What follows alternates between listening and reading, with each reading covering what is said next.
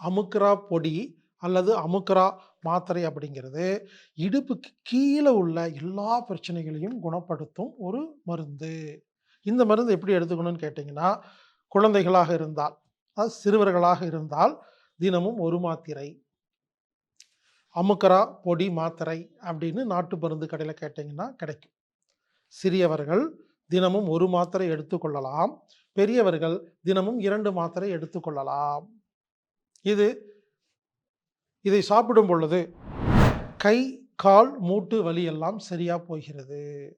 எனவே அமுக்ரா பொடி. அமுக்ரா பொடி அப்படின்னா சிறியவர்கள் ஒரு 1/2 டீஸ்பூன் டெய்லி எடுத்துக்கலாம். பெரியவர்கள் 1 டீஸ்பூன் எடுத்துக்கலாம். அமுக்ரா பொடியா இருந்துச்சுன்னா.